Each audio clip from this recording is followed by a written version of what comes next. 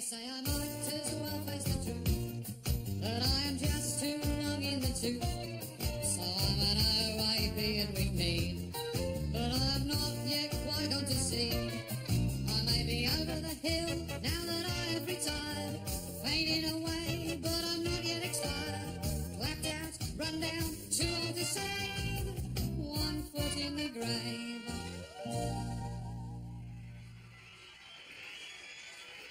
2 special fried rice and 2 sweet and sour chicken balls. 10 minutes. Thank you, sir. Bye.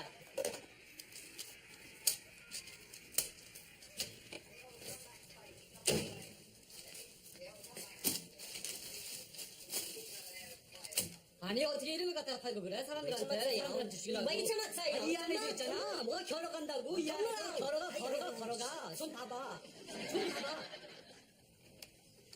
하야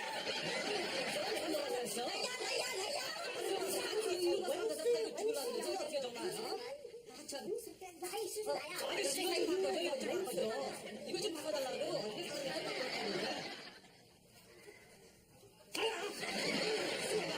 자, 내가 보여줄게. 어떻게 이런 거 갖다 사람들한테 파고 그래, 정말.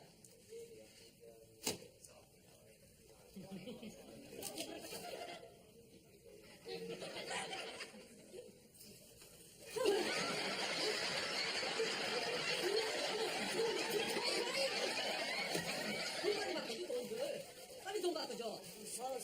누구한테 정말.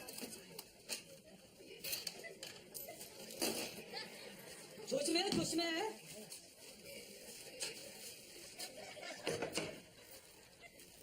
Toast your chicken and 2 boiled rice. That's for you, sir. Is it? Bon appetit. Yes, right. Thanks very much.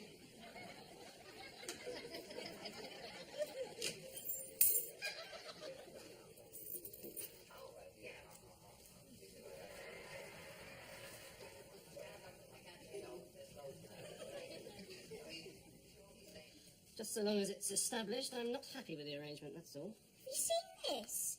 They found a mummified caveman inside a block of ice in Siberia. Perfectly preserved, he's over 12,000 years old. His spitting image of Mr. Meldrew. I've forgotten what he did with that tortoise that was entrusted to his care. Ran straight out the back and started toasting it on a garden fork. Poor little bugger. We might just sort of go away for the week and ask the Terminator to come in and water our plants. Sleep a lot easier. Did you hear me? Look! Where? Next to the advert! I can see the picture of Mr. Meldrew. Where's the mummified caveman? I told you not to go to that one by the canal. They've had the pest controller in there 3 times this year, to my knowledge. Pest control and need the Pied Piper of Hammond. And I notice those women are still hanging about in there. Might as well stick a red light over the front door and be done with it. What? Prostitutes? Prostitutes? I didn't know whose price list to ask for first. Skirts up to their nostrils, you know damn well they're not ready for crispy duck. Yeah, I've got evidence against them on both counts this time. What evidence? Exhibits A and B. Let's see what the Trading Standards Department has to say about that. Lucky no one was wearing them. What's that supposed to mean? Oh, by the way, your brother Alfred phoned from the airport. He says he wants to do a bit of shopping in London tomorrow. He'll get here about 3. Sounded a bit dopey. Says jet lag, I expect. That would be jet lag. He's always dopey. You see, when you ring him up, his voice sounds as distant as anything, and he can't hear a word you're saying. Well, that's because it's an international line. That's because he's holding the phone upside down. I told you, if you ever wonder what it was like to be trapped in a house with Stan Laurel for 2 weeks, you're about to find out. Well, you can at least make a bit of effort while he's here. I would have thought after 25 years he'd be thrilled to bits. You lose touch with people, Margaret. We've nothing in common anymore. It's just one of those awful family rituals where you're both too embarrassed to... No. Oh, I hope you're not interrupting. Just thought we'd drop the keys round and talk you through a couple of things for next week. Oh, right. Well, come through to the sitting room. I'll get my notepad. We're all at 6s and 7s ourselves here because Victor's brother's over from New Zealand to stay with us for a fortnight. Oh!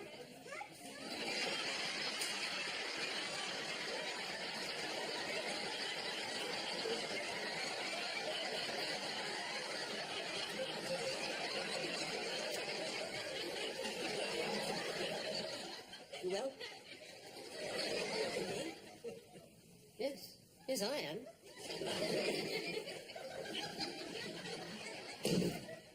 Okay, so you've got your computer, yeah? You've got your database software package, your laser printer, your fax, your photocopier, and your cartridges. Oh, and we mustn't forget your warranty agreement, must we?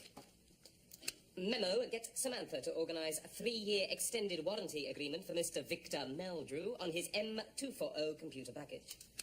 Okay, then, I just need 3 signatures from you and a small cheque, I'm afraid. Right. How much was it again? £7,962 and 45 pence, if you could, please. Oh, and we mustn't forget your service contract, must we? Memo, get Samantha to organise a service agreement for Mr. Victor Meldrew, 2 years from date of purchase. Lovely wallpaper, I must say. That's magic, sir. Thank you very much. I'll just give you a receipt. What's this? Is this some sort of joke or what? A joke, sorry? The signature. It says, "You daft, dawdling old arsehole." No, I think that's what you called me last week, wasn't it? When you nearly carved me up in that dual carriageway? Last week. I was driving along a steady 50 when you suddenly shot up my backside in your company Sierra, flashed your lights, and virtually ran my back bumper for 3 miles. When you did overtake, that's what you shouted through the passenger window. Noting your firm's details in the car door, I took the liberty of inviting you around here today, just so as I could deliberately waste your time for the best part of an entire morning. I knew I'd seen your face before. I thought it was that mummified caveman in the papers. I have 5 other appointments this morning. Oh, well, you better get through them. Memo. Get Samantha to organise a new brain for me as quickly as possible, where I can learn to drive and not be a complete bastard to everyone else in the road. I can just bugger off out of it if you'd be so kind.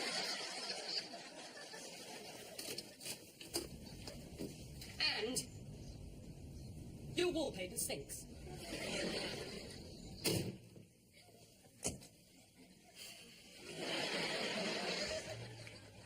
What's all that row? You've taken the law into your own hands again. You'll come a copper one of these days, carrying on like a one-man vigilante patrol. Just going to give the front lawn a wee trim. Are you sure you don't want me to pick up Alfred this afternoon? No, I'm going in anyway. I think I recognise him. Well, if you have any trouble, look for a man wearing a small grey hat, smoking a pipe, who's forgotten to put his trousers on.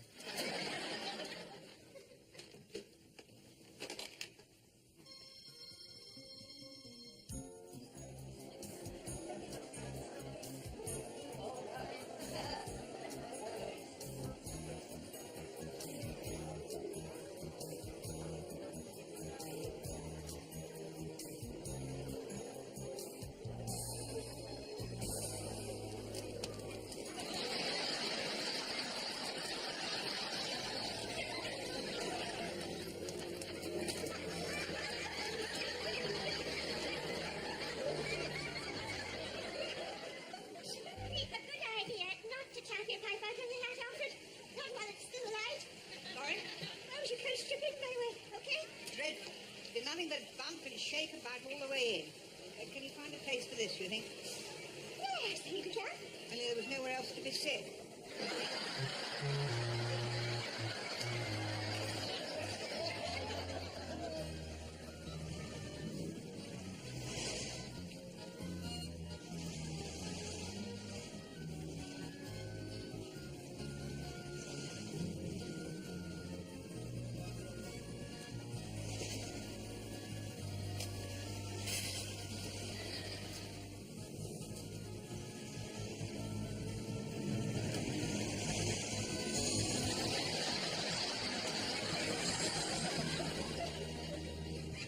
I don't believe it!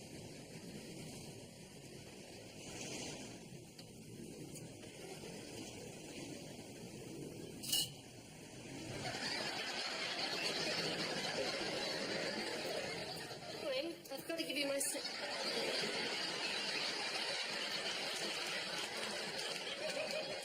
sister's phone number. In case of emergency.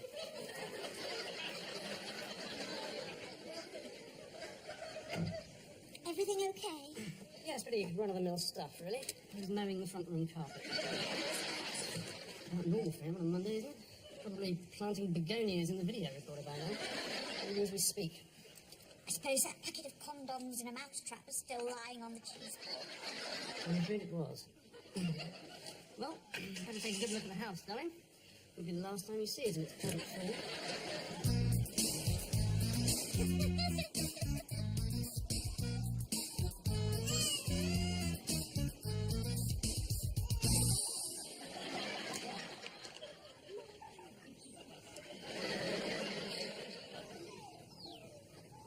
Is there any more crap you want to sling up in with that? Thank you. The one who's in a bottom fed by Edward Scissorhands. This is the front lawn, not a bloody can recycling plant. Why don't you train him to empty his potty over the front doorstep while you're at it? Oh, get back slowly, you clown. Bloody police bimbos. I'll bet Adrian's Carly in black.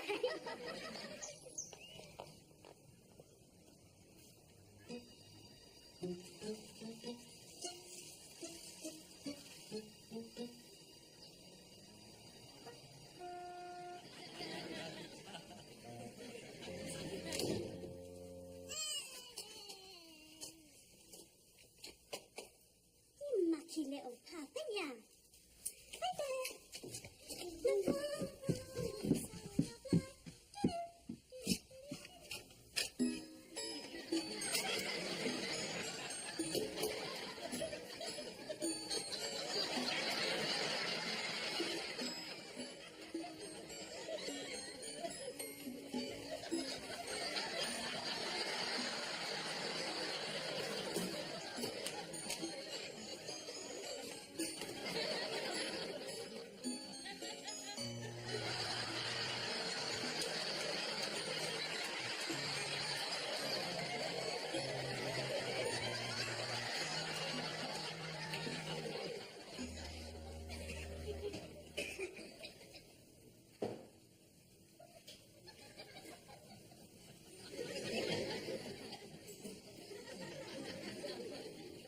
Auntie Gertie escaped again the other week. Yes, you said in your last letter. Sorry? You said so in your last letter. I don't think I did I? Yes, you did, yes. Sorry? Yes, you did. Sure. Yes, I'm sure. I don't think I said she'd actually escaped. I said she tried to escape. No, you said she'd actually escaped, but they managed to capture her again by dropping a large net from a helicopter. I don't remember telling you that. But how would I know about it then? Sorry? How do I know about it? Right. As this is a special occasion, I thought we might push the boat out for a change and have a little glass of something. Ah. Not with the barbiturates, I won't. Thank you, Margaret. You know, it gives me colic. Oh, right. Well, here's to you both anyway. Cheers. Cheers. So how are you coping now, Victor? Bit of a big one, isn't it? Retirement, suddenly being thrown onto the scrap heap of life. A prisoner in your own home with no prospects, no purpose, nothing left to live for. It's not getting you down, I hope. No, not at all. Most of the time I sit in that chair over there all day long, just laughing. Doing cartwheels in the stairs with sheer delight. Margaret will tell you. And I'm not retired. I'm just between jobs. Sorry? Oh, God, I'll go and get a parrot. The moment I heard the news, I said to Marion, I've got to save up to go back there. His life was miserable and empty enough to start with. He'll need me there to cheer him up. Right. Well, now here you are. Large of life. Now, you find you have to be more philosophical about things now, Victor. Not be so hot-headed. Yes, that sounded spice, coming from a man who goes about with his hat on fire. You mustn't get suicidal. Who's suicidal? Sorry? Who's suicidal? No use pretending, is it? You've been looking gloomy and fed up since the minute I said put inside your house. Yes, funny that. It can only mean I've got here just at the right moment.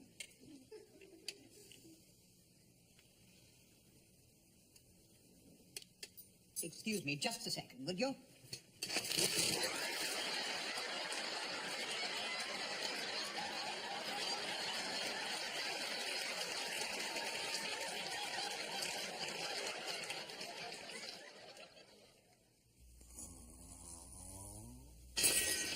What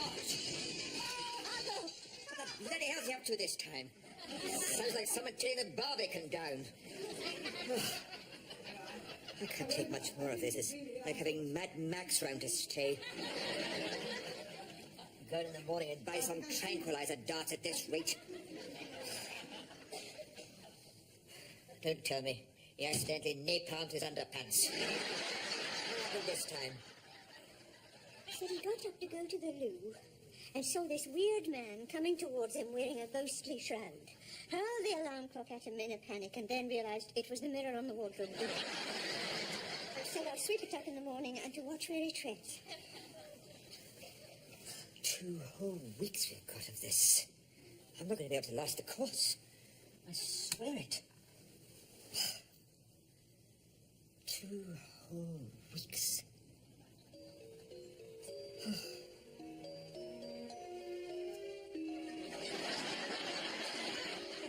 Halfway. I might just make it yet. Where is it? Voice activated setting. That's the one. I'm back. Where have you been? I thought you'd flushed yourself down the toilet in error. Sorry? Where have you been? I thought you'd flushed yourself down the toilet in error. What's that for? Because I'm tired of having to repeat myself every time I say something to you. Sorry? Because I'm tired of having to repeat myself every time I say something to you. If you spoke up a bit in the first place, I might be able to hear you. Never did open your mouth properly. Oh, did you get your parcel from the post office? What parcel's this then? I was going to bring it over myself, but you know how things get broken on planes, so I sent it airmail. You might be interested in. You know I've been doing quite a bit of research into our ancestry down there. Our great-great-grandfather was a New Zealander, of course. Well, last year, I got a letter from a Mrs. Glenister in Christchurch. She was a very distant cousin, apparently. Said she had come into possession of some of great-great-grandpa Meldrew's personal effects, and would I be interested? Now, bear in mind, this item is over 150 years old, and it's very delicate. And I think you'll find it rather fascinating. What is it? It's his star. I have to say, when I first laid eyes on it, I couldn't believe the family resemblance. Uncanny, isn't it? The line of the forehead, particularly. They could be twins. Oh, yes, there is a certain likeness, now you point it out, especially down this side. For goodness sake, last week I was a mummified caveman, now I'm a bloody walking skeleton. I brought some of those photos over as well. I thought we might have a look through after tea. Not sure which case I put them in now. This is a charming little keepsake, isn't it? That's a walking disaster area. And you wondered why I didn't want him to come and stay with us? I think the day he flew out, New Zealand must have declared a national holiday. Never took it on us, brothers, even when we were young. Just think you'd have got a message by now. What message? In the name of God, go. And that apparently was Granny Gosling when she was in service for the Duke of Norfolk. Grandad second from the right. Yes. Oh, is that your mother she's holding? Yeah, she'd have been about 6 months old there. Well, I don't want to seem rude, but, dear, I think I'm going to have to go up. I'll leave you two to your memories. I'll see you in the morning. Good night, Alfred. Yes, night, Margaret.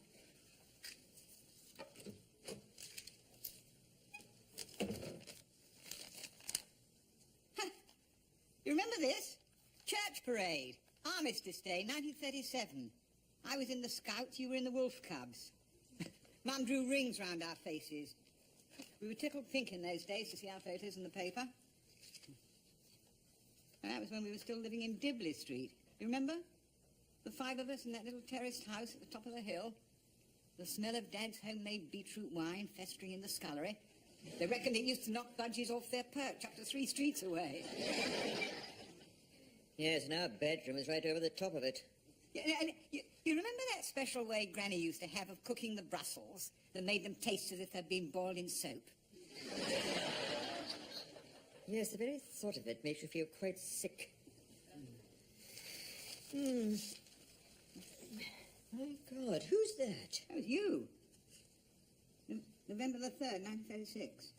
You're right, I do look like a skeleton. No, I think you're wearing a Guy Fawkes mask. Oh, yes, so I was. I remember that year. Wasn't that when the Catherine wheel fell off of the fence onto my school cap, and everyone could see it except me? And I went around with my hat on fire.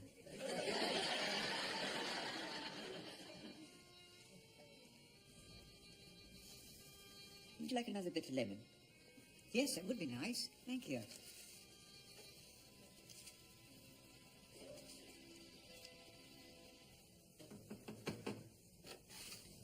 Excuse me, love. Oh, I'm sorry to bother you. You couldn't do us a massive favour.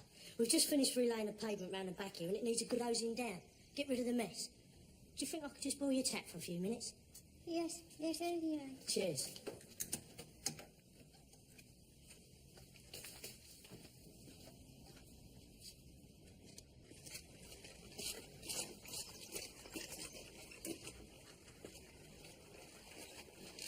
Now, there is no doubt at all in your mind, is there? It was definitely him. I told you. Melanie saw him do it. Said he was an old geezer in a cap. Looked like that mummified caveman in the paper. We'll see how he likes nasty things being put through his letterbox.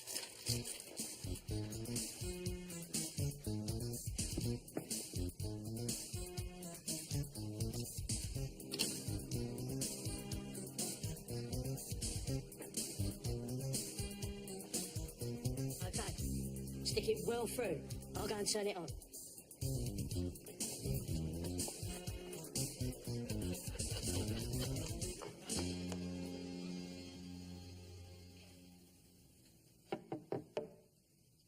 Alf, are you up yet, or do you want this in bed?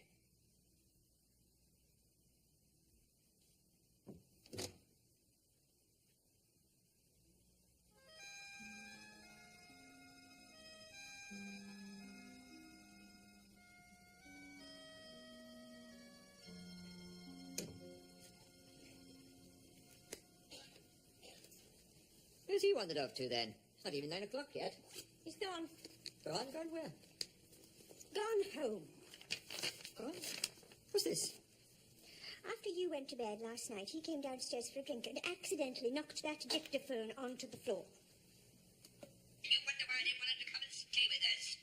You think the day he flew out, Monsieur must declare a national holiday? We never did get on as brothers, even when we were young. You thought you'd got the message by now.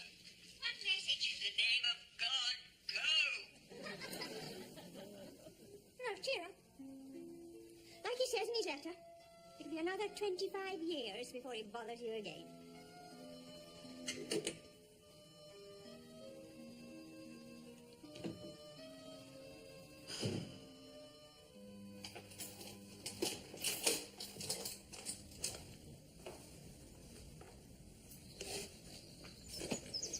It's safe to open my eyes, yeah? It's fine. Everything's in one piece, exactly as we left it. I told you it'd be all right. After that. No, I'm overwatered after all. I'm dreading coming back and finding that the whole...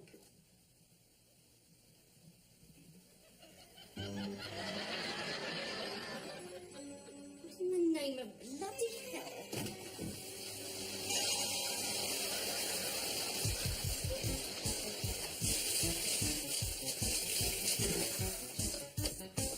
Who's done this? Who the bloody hell is going to do it?